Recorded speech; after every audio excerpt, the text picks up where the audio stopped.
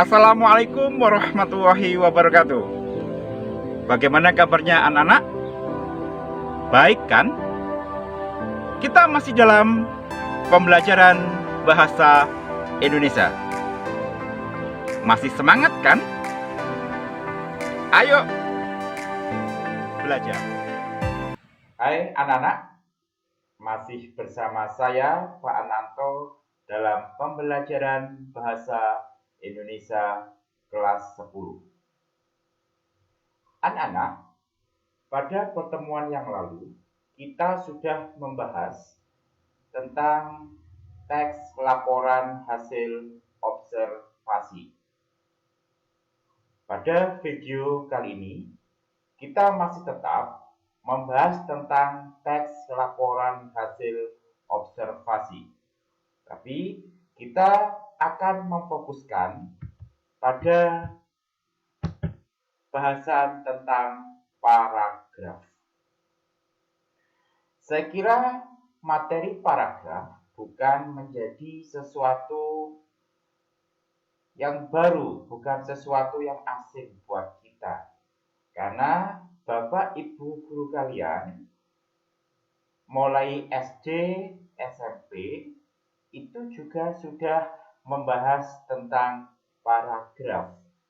Atau ada juga yang menyebutnya adalah alinea. Apa atau masih ingatkan apa yang dinamakan paragraf? Iya, paragraf adalah kumpulan kalimat yang saling berhubungan dan membentuk sebuah ide atau gagasan baru. Saya ulangi lagi, yang dinamakan paragraf adalah kumpulan kalimat yang saling berhubungan dan membentuk sebuah ide atau gagasan baru. Sebuah ide, satu gagasan baru. Berarti kita bisa mengartikan atau kita bisa menyimpulkan pada paragraf itu ada ide pokok dan ada ide penjelas. Yang menjadi pertanyaan, berapa jumlah ide pokok dan ide penjelas dalam satu paragraf?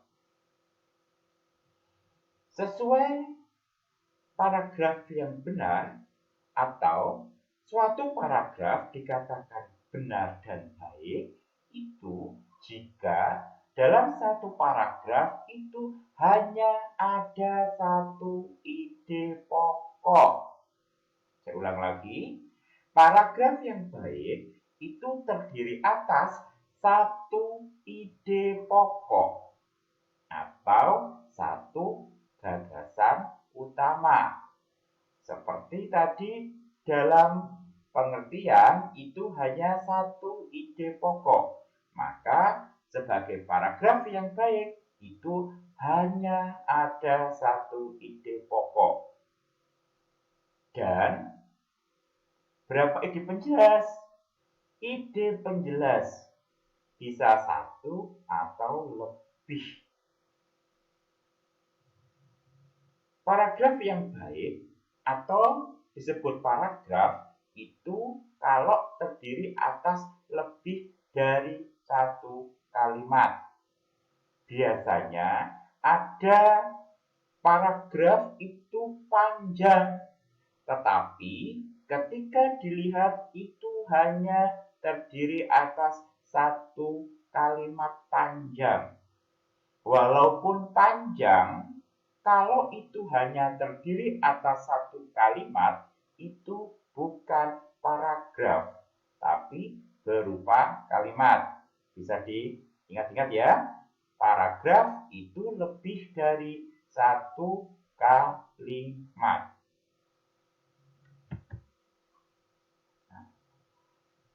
Tadi Pak Ananto sudah mengatakan ada ide pokok dan ada ide penjelas. Apa bedanya? Apa fungsinya? Sebagai ide pokok berarti dia atau kalimat tersebut itu sebagai inti paragraf. Namanya inti itu hanya satu. Ya, satu ide. Sekali lagi, ide pokok, inti. Intinya hanya satu. Kalau ide penjelas fungsinya apa? Namanya penjelas, berarti fungsinya menjelaskan. Yang dijelaskan apa? Yang dijelaskan adalah ide pokok.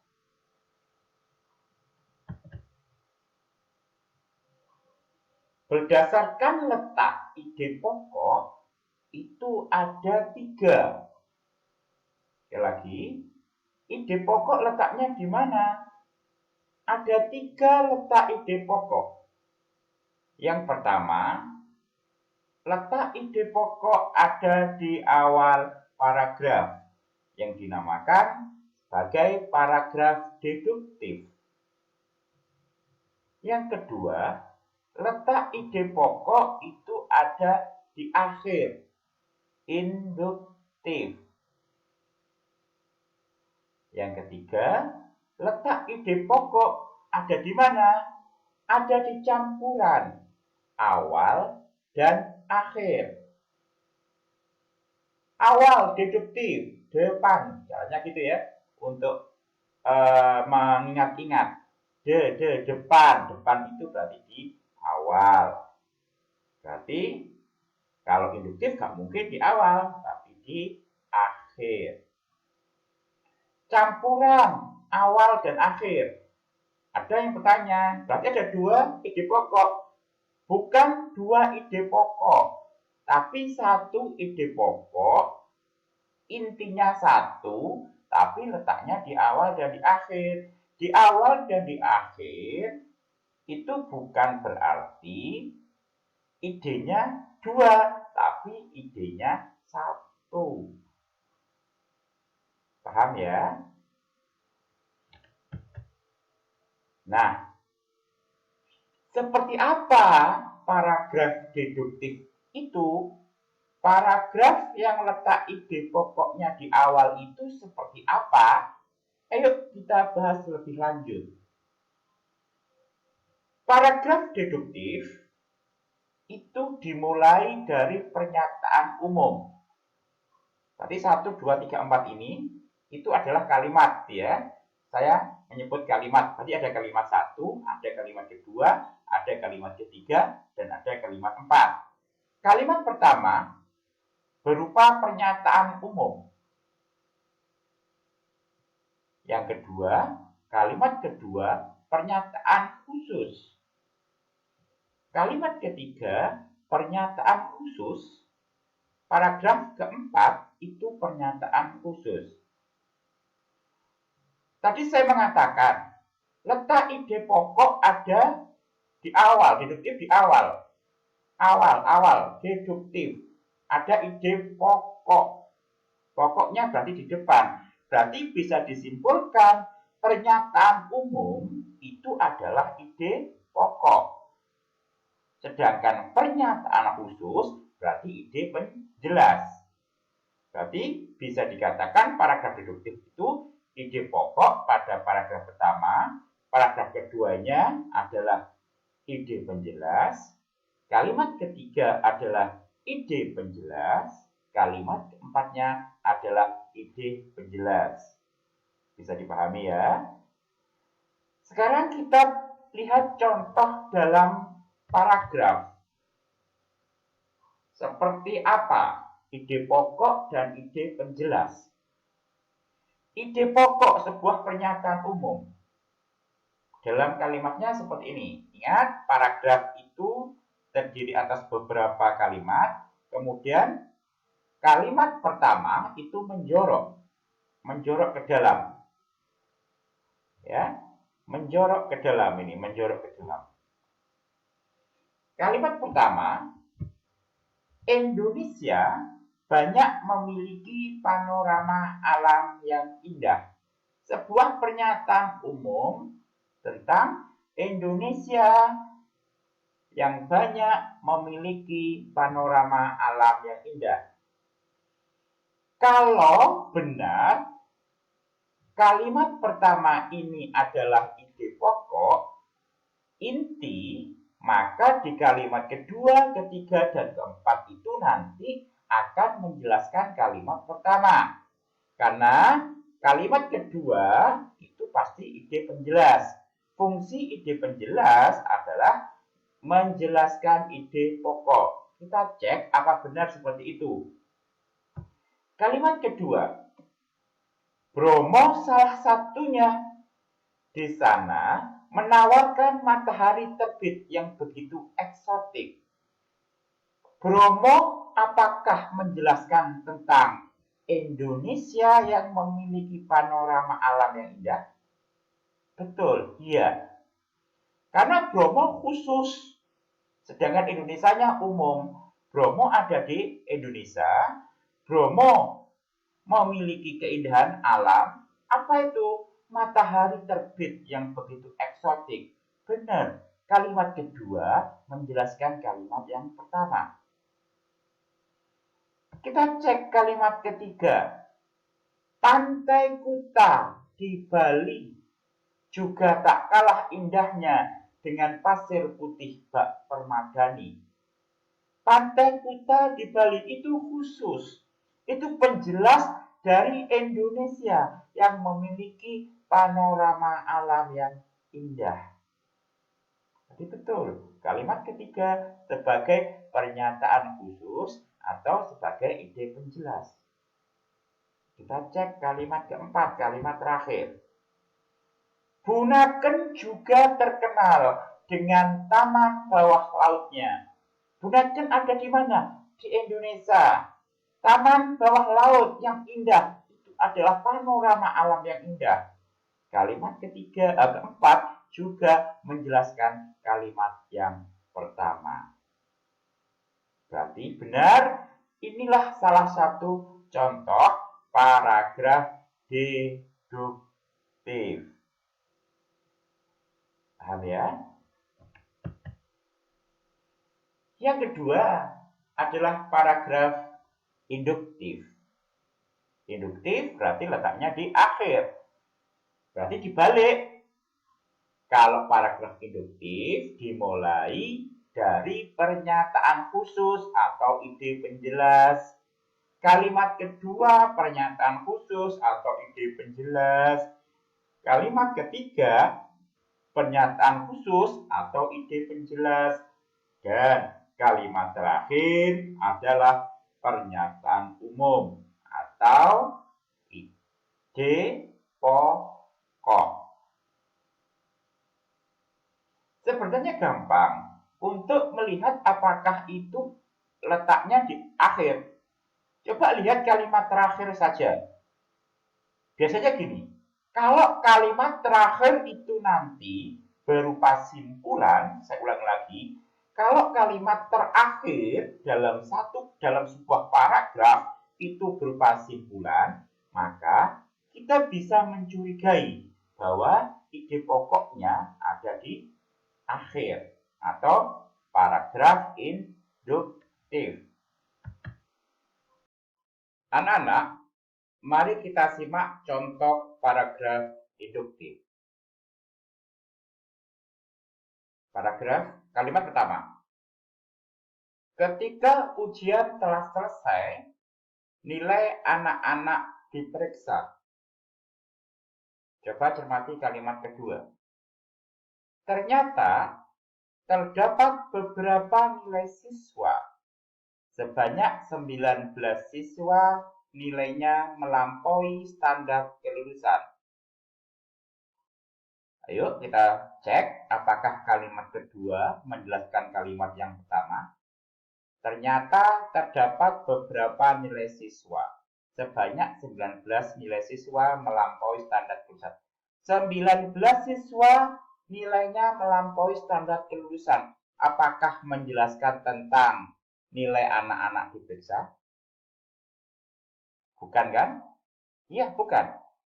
Berarti kalimat kedua tidak menjelaskan kalimat pertama.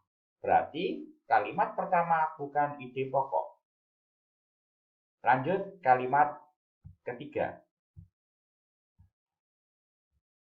10 siswa memperoleh nilai tepat pada standar kelulusan dan tidak ada seorang siswa pun yang mendapatkan nilai di bawah standar. Ayo kita cermati apakah kalimat ketiga menjelaskan kalimat pertama. 10 siswa memperoleh nilai tepat pada standar kelulusan. Apakah ini menjelaskan ujian telah selesai, nilai anak-anak diperiksa? Bukan kan? Iya, tidak ada hubungan, tidak menjelaskan. Tidak seorang siswa pun yang mendapatkan nilai di bawah standar. Apakah ini juga menjelaskan kalimat pertama? Ketika ujian telah selesai, nilai anak-anak diperiksa? Sama. Kalimat ketiga juga tidak menjelaskan kalimat pertama. Berarti kita bisa menyimpulkan kalimat pertama bukan ide pokok. Sekarang coba lihat kalimat terakhir. Lihat kalimat terakhir. Berdasarkan nilai tersebut, bisa dikatakan kegiatan belajar di kelas berhasil. Berdasarkan nilai tersebut. Nilai tersebut itu yang mana? Nilai 19 siswa melampaui standar. 10 siswa memperoleh nilai tepat pada standar kelulusan. Tidak seorang pun yang mendapatkan nilai di bawah standar. Ada simpulan. Saya tadi mengatakan, kalau ide pokoknya di akhir, itu kalimat induktif, paragraf induktif, itu kita lihat paragraf terakhir. Kalau paragraf itu disimpulkan, ada simpulan di paragraf tersebut, ada simpulan di kalimat terakhir, bisa dicurigai itu ide pokoknya di akhir, induktif. Kita coba lihat. Berdasarkan nilai tersebut, nilai yang di atas tadi, bisa dikatakan kegiatan belajar di kelas berhasil. Pertanyaannya, apakah kalimat terakhir ini sebuah simpulan? Iya, sebuah simpulan, betul. Mengapa kalimat terakhir ini dinamakan simpulan? Karena dia menyimpulkan dari kalimat-kalimat sebelumnya. Kalimat 19 anak menyimpulkan 10 anak dan menyimpulkan tidak ada siswa yang di bawah standar tadi. Berarti benar. Inilah contoh paragraf induktif.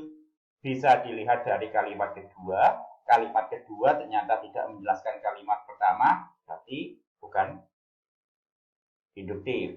Dilihat kalimat terakhir. Kalimat terakhir ternyata simpulan. Semakin memperkuat bahwa ini adalah paragraf yang dikembangkan dengan induktif. Ide pokoknya letaknya ada di akhir paragraf. Dua paragraf sudah kita bahas. Kita ke paragraf campuran. Paragraf campuran berarti letak ide pokoknya di awal dan di akhir.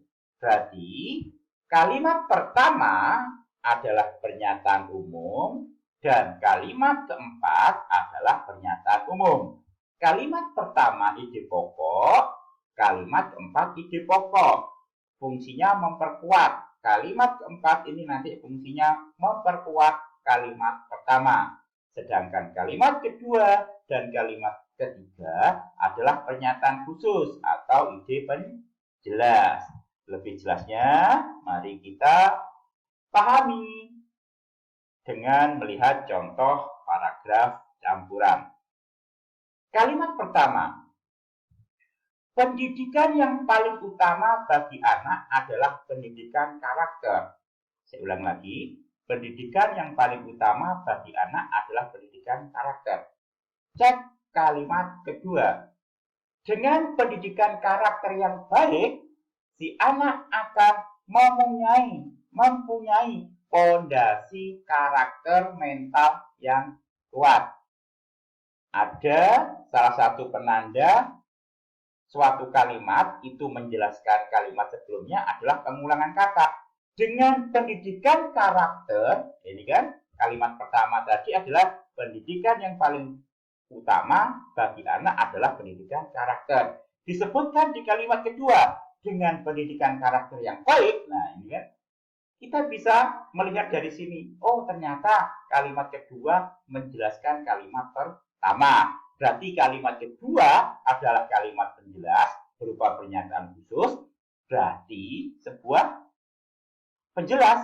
Berarti yang dijelaskan adalah kalimat pertama. Berarti kalimat pertama kita curigai adalah ide pokok. Gitu ya. Saya ulang lagi. Dengan pendidikan karakter yang baik, si anak akan mempunyai fondasi karakter dan mental yang kuat. Kalimat kedua menjelaskan kalimat yang pertama. Kita cek kalimat ketiga.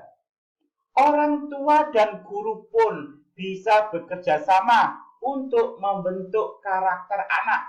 Membentuk karakter anak diulangi lagi. Ya, jelas kalimat ketiga juga menjelaskan kalimat yang pertama.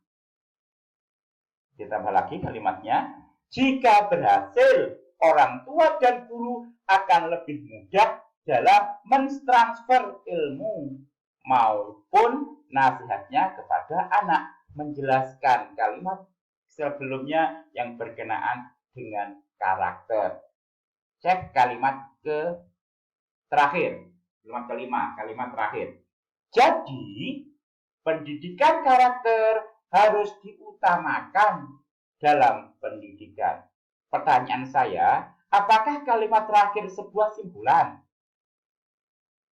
Dalam menyimpulkan, itu bisa kita lihat kalimat pertama, kalimat-kalimat sebelumnya. Kalau kalimat-kalimat sebelumnya itu sebagai penjelas, maka betul, kalimat terakhir adalah sebuah simpulan. Menyimpulkan berarti jadi pendidikan karakter harus diutamakan dalam pendidikan. Ini menyimpulkan apa sih? Oh, menyimpulkan di kalimat kedua pendidikan karakter yang baik. Pendidikan karakter yang baik, si anak mempunyai fondasi ini. Oh, pendidikan karakter harus diutamakan. Menjelaskan dari apa? Itu bisa disimpulkan dari apa? Dari orang tua dan guru bisa bekerjasama untuk membentuk karakter anak. Kalimat terakhir disimpulkan dari apa? Pendidikan karakter harus diutamakan dalam pendidikan. Oh, menyimpulkan jika orang tua dan guru akan lebih mudah dalam mentransfer ilmu maupun nasihatnya kepada anak. Iya, kalimat terakhir adalah simpulan. Kita cek sekarang, ternyata ada dua ide pokok kayaknya tadi ya, di awal dan di akhir. Kita cek, apakah kalimat terakhir simpulan dengan kalimat pertama itu sama, saling memperkuat. Kalimat pertama itu isinya tentang pendidikan yang paling utama. Pendidikan yang paling utama bagi anak adalah pendidikan karakter. Ingat-ingat ya, pendidikan yang paling utama adalah pendidikan karakter. Bisa kita simpulkan lebih mudah, pendidikan karakter merupakan pendidikan yang paling utama di sini ya. Sekarang coba kalimat terakhir. Jadi, pendidikan karakter harus diutamakan dalam pendidikan. Sama. Inti dari kalimat terakhir dengan kalimat pertama itu sama. Tentang apa? Tentang pendidikan karakter. Tentang pendidikan karakter. Berarti kalimat terakhir simpulan ini sebenarnya fungsinya memperkuat kalimat pertama. Paham? Berarti ide pokoknya satu, yaitu pendidikan karakter penting dalam pendidikan.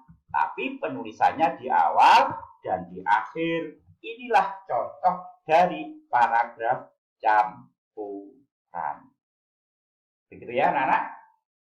Berarti bisa kita simpulkan tadi, sebuah paragraf itu tidak mungkin hanya ada satu kalimat, meskipun kalimatnya itu panjang. Kalimatnya panjang, walaupun itu ditulis menjorok, tetap itu bukan paragraf yang baik. Itu hanya berupa kalimat panjang. Kemudian, dalam satu paragraf itu terdiri atas satu ide pokok dan beberapa ide penjelas. Yuk. Selanjutnya, letak ide pokok di mana? Ada di awal, ada di akhir, ada campuran. Caranya mudah, lihat kalimat kedua dan lihat kalimat terakhir. Kalau lihat kalimat kedua, lihat kalimat kedua itu menjelaskan kalimat pertama apa? Bukan. Kalau kalimat kedua itu menjelaskan kalimat pertama, berarti kalimat kedua adalah kalimat penjelas. Berarti kalimat pertamanya adalah inti yang diutamakan, menjadi ide pokok. Kalau kalimat terakhir itu sebuah simpulan, maka bisa dicurigai letak ide pokoknya ada di akhir. Tapi setelah itu lihat kalimat pertama. Kalau lihat kalimat pertama, kalimat terakhir simpulan itu memperkuat kalimat pertama, maka ide pokoknya adalah campuran. Begitu ya anak-anak.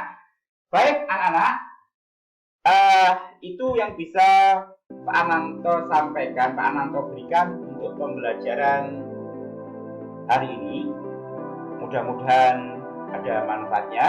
Harapan Pak Ananto, ketika kalian sudah mempelajari tentang ide pokok, harapan Pak Ananto kalian bisa membuat paragraf yang baik, paragraf yang memang sesuai sistematis, sesuai dengan kaidah bahasa Indonesia, kaidah Pancana.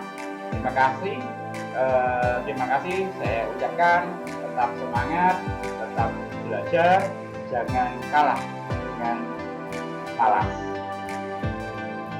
Kita tetap bisa.